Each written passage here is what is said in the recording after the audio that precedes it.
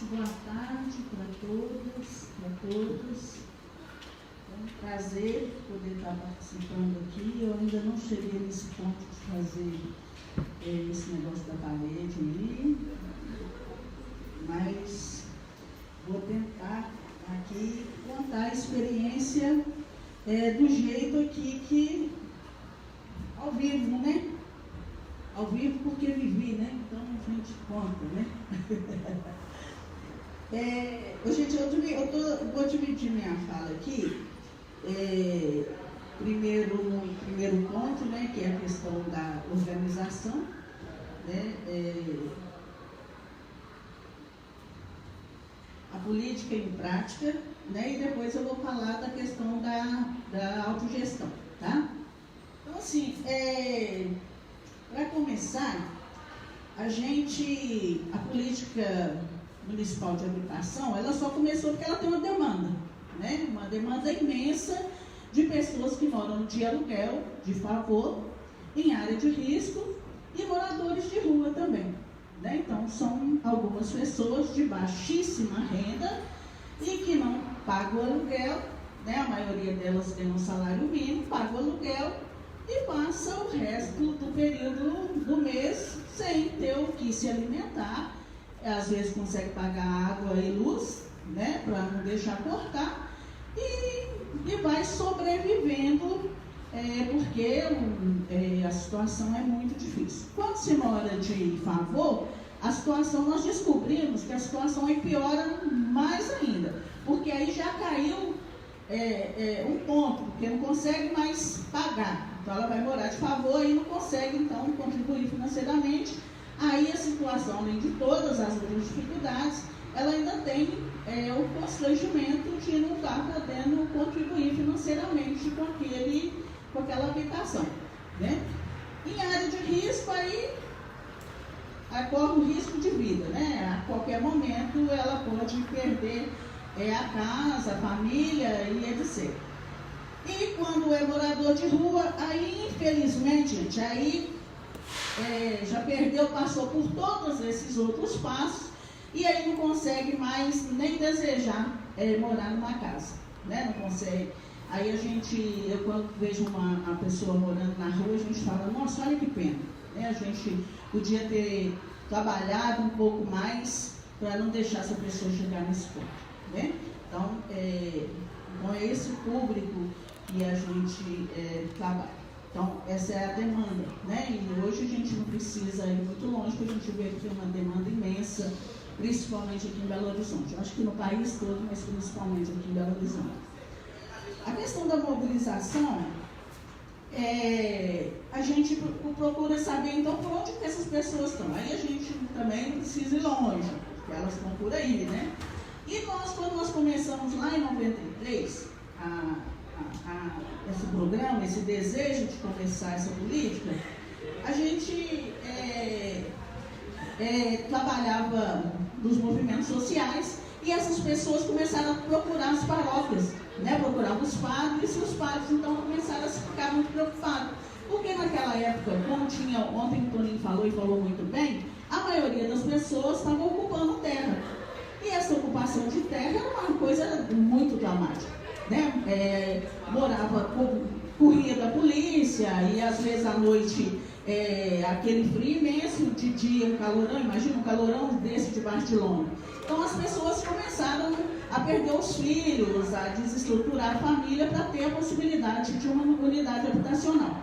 E aí nessa época, lá em 93, 91, assim, os padres da Igreja Católica começou a ficar impressionada com aquilo e as pessoas, a demanda era muito grande, então a gente começou um movimento, lá em 93, nós começamos um movimento lá no Betânia. Aí estou falando uma questão bem pessoal, mas aí para a gente chegar nós começamos um movimento lá no Betânia e com algumas pessoas que desejavam ter a unidade habitacional. A gente falou na missa, parará, e quando a gente chegou para fazer uma reuniãozinha de meia dúzia, tinha mais de 500 pessoas no salão paroquial. Aí é que a gente percebeu a demanda, o tamanho da demanda, né?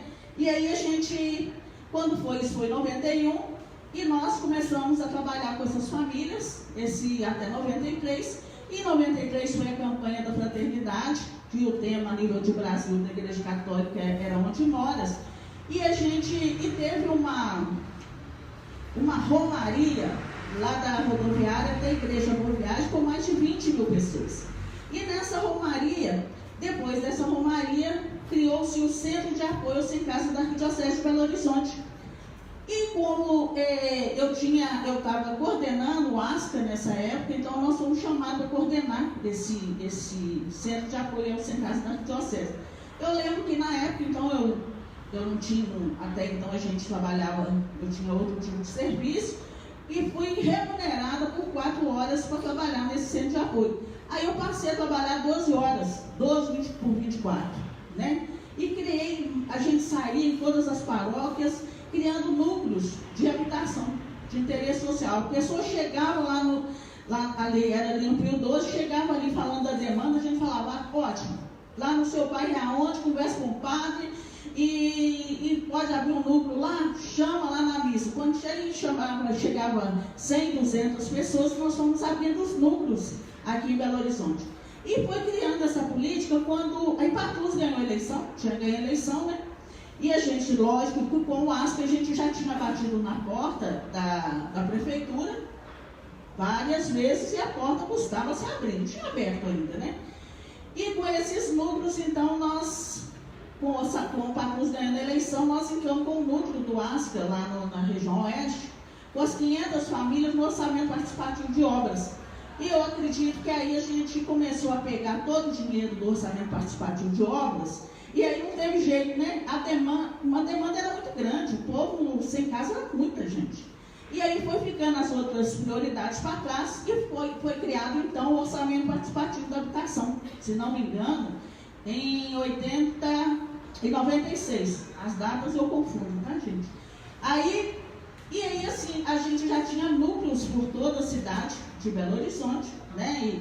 E as pessoas foram conquistando as unidades. Por exemplo, lá no Betânia, que foi ali na Oeste, a gente entrou nesse orçamento, na época era dólares, $250. Aí nós compramos terreno, né? Ai, beleza, compramos aquele terreno maravilhoso.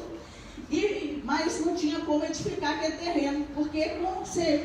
Aí a prefeitura falou, você já tem o terreno, nós não temos dinheiro para conquistar, não. Aí nós começamos, descobrimos, né, como o João falou aqui, aí nós descobrimos, através, nós fomos num encontro em São Paulo, e descobrimos que Ipatinga, cadê a Zânia? Aí descobriram, Ipatinga já fazia autogestão, né, mutirão autogestionário. Aí a gente começou lá em São Paulo, não, lá em Ipatinga o pessoal faz autogestão, tem um processo bem bacana, participativo. Aí nós voltamos e fomos conversar com a Usânia e com o Saulo para a gente começar essa articulação, né, e criamos, né, Usânia, a União Estadual por Moradia Popular, e começamos aí, então, e criamos a entidade a nível nacional, que era Ipatinga, Belo Horizonte e Belo Horizonte, né, a entidade nacional, e fomos aqui então começamos com os 4 empreendimentos, né, com processo autogestionário, idas e vindas em Brasília, para conquistar um recurso que a gente não tinha. A gente ia no terreno, um terreno muito bacana, muito lindo, que cabia 202 unidades, na verdade 282. E a gente vigiava esse terreno, sabe, Beth? Beth é lá da ocupação. E aí, Beth, a gente vigiava esse terreno, o pessoal enterrava santinho nesse terreno, e fazia todo tipo de oração nesse terreno, para ver se Deus abençoava que o dinheiro aparecesse, né? E uma das idas lá em Brasília, tinha uma caravana, a gente ia de 2 ônibus, né? Nossa caravana era 2, 3 ônibus. Aí começou uma chuva, a gente tinha uma reunião na Caixa Econômica, na matriz lá da Caixa. Começou a chuva e nós entramos para dentro da Caixa, né? Tô brincando, né? Como se entra aqui.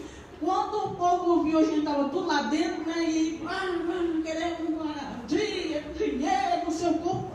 Aí quando a polícia viu, a gente já estava lá dentro, não tinha como sair de lá de dentro, né? Aí fomos recebidos, e nessa época a gente conseguiu, né, Mônica? Acho que foi R$ 2.500, né, Mônica? Um dinheirinho assim. mas foi uma beleza para nós, não dava para quase nada. Mas a gente tinha conseguido aquele dinheiro e a gente veio para a prefeitura e falou, não, gente, nós temos dinheiro, né? Vamos conseguir mais um pouco. E assim a gente conseguiu os primeiros contratos de autogestão. Os contratos, para falar bem rápido, assim, a gente conseguiu no último dia útil do governo Patrus, né? Então, assim, foi construído todo um processo, como foi falado aqui da questão financeira, né? O povo tem muito medo ainda, né? Dos pobres, né? Gente, coitado, eles têm medo da gente lidar, e tá certo mesmo, né? Lidar com recurso público, né? Aí foi nesse último dia útil, nós ocupamos a Urbel, estava acabando 4 anos de governo, falando, agora se não assinar agora, não vai assinar mais. Ocupamos a Urbel, falando que ia ficar, passar o final de ano lá na Urbel, e aí foi assinado, né? Patrus mandou o contrato assinado lá para nós, aí nós desocupamos a Urbel. Então, assim, esse processo de participação e de mobilização, e Mônica foi uma grande parceira nesse período, né? Sim, que a gente... E lá a Mônica, coitada, a gente não tinha dinheiro nem para nada. A Mônica, vamos salão ali, gente, o dia inteiro sem comer, juntou, fez umas vaquinhas. Então, assim, e muito mais do que isso, a acolhida, né? Eu falo assim que tinha uma turma que fazia acolhida. Mônica, Carlos Medeiros, tem uma turma que estava junto com a gente, Leta, que, né, uma defensora do processo autogestionado, e que dava força para que a gente continuasse esse movimento, né? Então, assim, não é uma coisa fácil essa questão da política, de nem mobilizar as pessoas, mas a gente tem essa parceria. Quando a gente começou, então, gente, entrando no processo de autogestão, quando nós começamos a construir as unidades habitacionais, e aqui foi falado que essa questão, das dificuldades da prefeitura é a questão financeira. Para nós também é. Para nós do movimento, a pior dificuldade é a questão financeira. Por que será? Porque nós não temos dinheiro. Eu costumo falar hoje no movimento, a gente fala, gente, nós não temos dinheiro. Uma casa, uma unidade habitacional, Jovina, você tem 85 mil reais, Jovina? Jovina não tem 85 mil reais, ela está aposentada. Ela trabalhou a vida toda, ela aposentou. E aí? Como que faz uma coisa dessa? Que matemática é essa? Né? Então eu falo, para nós também, o poder público é uma dificuldade, mas para nós também é. Então aí quando coloca 85 mil reais, naquela época era menos, né, Carlos? Era um recurso a menor, e a gente gestava, eu lembro no processo nosso de autogestão, que nós compramos um fogão para fazer comida. Aí o povo assim, não pode não, vocês são doidos comprar fogão com recurso do público.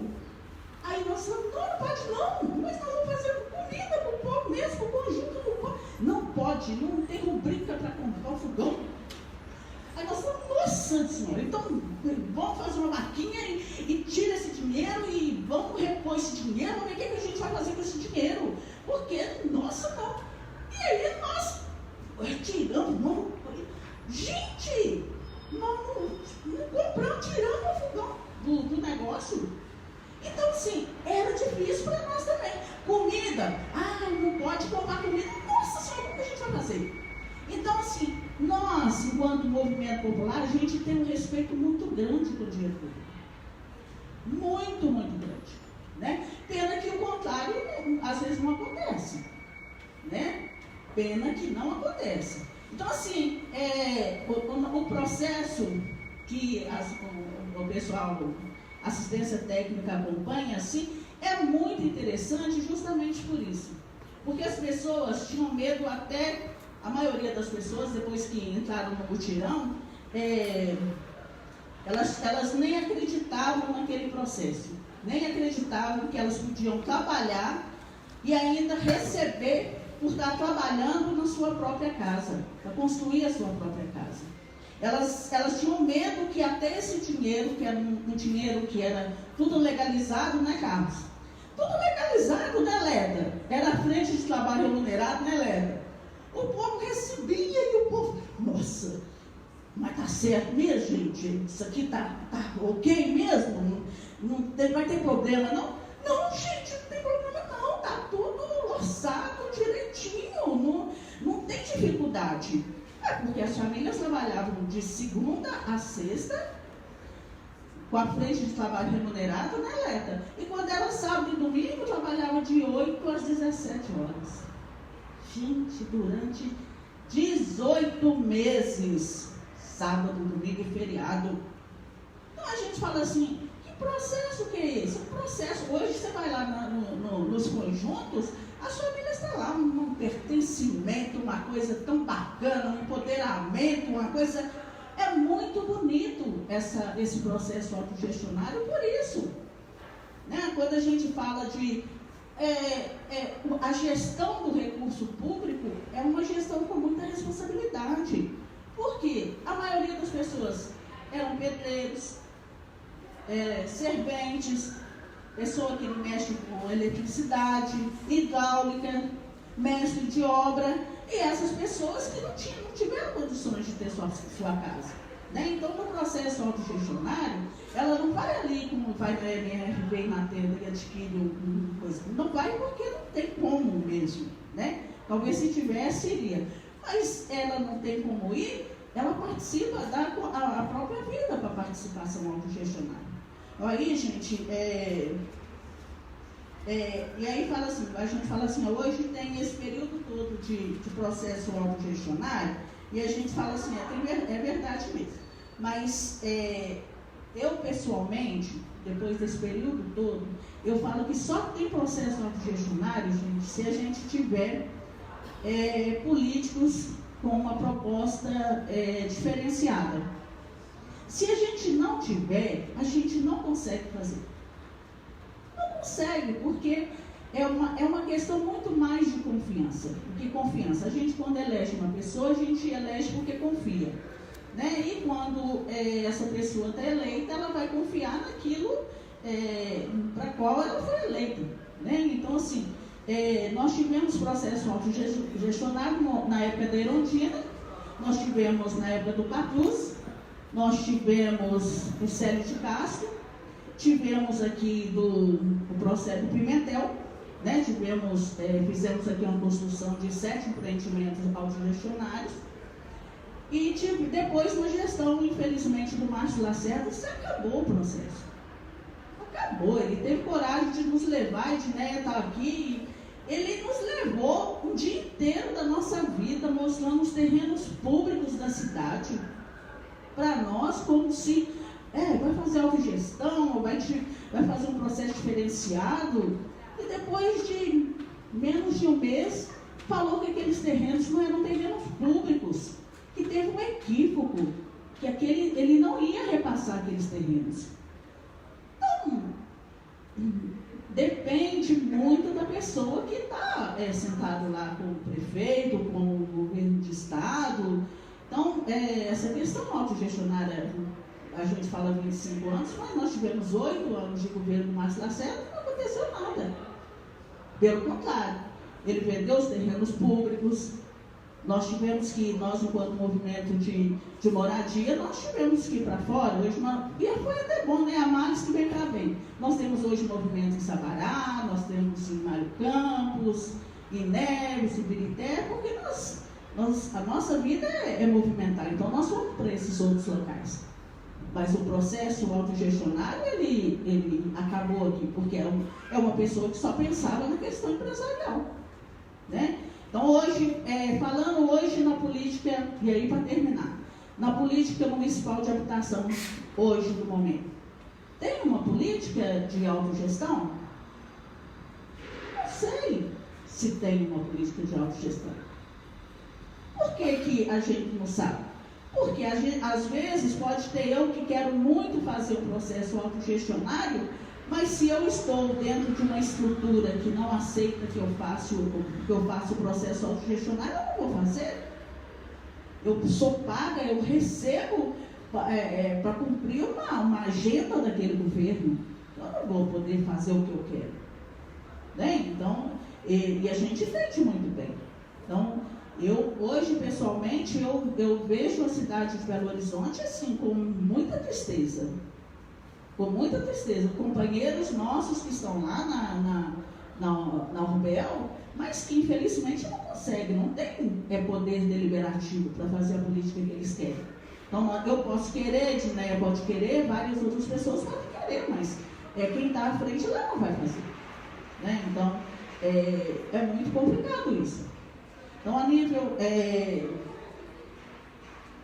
para dizer assim, algumas questões assim, bacanas que a autogestão, então, ela coloca para a gente. Pessoas, por exemplo, que no Brasil, elas começaram com o processo de entrar para adquirir a sua casa, né, como no meu caso. Eu entrei no processo porque eu não tinha casa, tinha 2 filhos para criar, sozinha.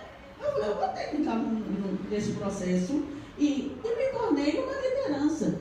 Né? Então, hoje nós temos o Saulo, temos Zânia, temos Donizete a nível de São Paulo, nós temos a Angélica lá do Rio Grande do Sul, nós temos Creusamar lá do Maranhão, e tudo por quê? Porque acreditam no processo autogestionário. Entrou para a própria casa, mas percebeu que nós não estamos aqui para construir parede. Parede vai ser construída mesmo. Tijolo e toda essa estrutura vai estar, mas a construção do processo autogestionário é muito outro. Né? Então, é por isso que a gente deseja tanto que os governos entendam esse processo. Né? Então, apesar de que não é todo governo que entende, mas o nosso desejo, né, Zânia, e o pessoal nosso que está aqui, Iris, né, Simar, que está ali dormindo, o professor nosso lá do ocupação. Então, assim, é isso, né? Que a gente acorde mesmo, né? Mas é por isso mesmo, desperta a gente para a vida, né? Para que a gente possa perceber que a vida, a Leta ali, coitadinho da Leta, 500 anos junto, né, Leta? Então, aí, não pode desanimar, né? Carlos Medeiros, né? Então, assim, e é isso que a gente quer, gente, então, para os jovens aqui, é isso que a gente quer deixar para vocês. Sabe que o processo autogestionário é muito, muito, muito além. Né? Você criar essa coisa do saber, a troca do saber popular, o João falou aqui, né? De vez em quando a gente briga, né? E briga muito. Não acham vocês que vocês passarem esse período da faculdade, vai falar assim, chegar lá e falar assim, vamos fazer. Não é desse jeito, não, meu filho. Você vai ter que explicar, muito bem explicado, para as pessoas entenderem o que é. Esse apagador fica aqui, mas por que é aí? E blá, blá, blá, blá, e aí, então as coisas têm que ser assim. Então, é muito lindo isso, o poder popular com o poder técnico de vocês aí. Quem faz assim, eu falo que nunca mais deixa esse processo, né? E para terminar, dizendo assim, pena, né, João? Que a gente, às vezes, não consegue a remuneração específica, que é um processo lento, demorado, e que nem todos os governos estão dispostos a bancar isso. Né? Se tivesse, isso é um sonho na Terra, que não chegou ainda. Então, para nós, é uma utopia, tá, gente? Essa questão do processo autogestionário. Obrigada.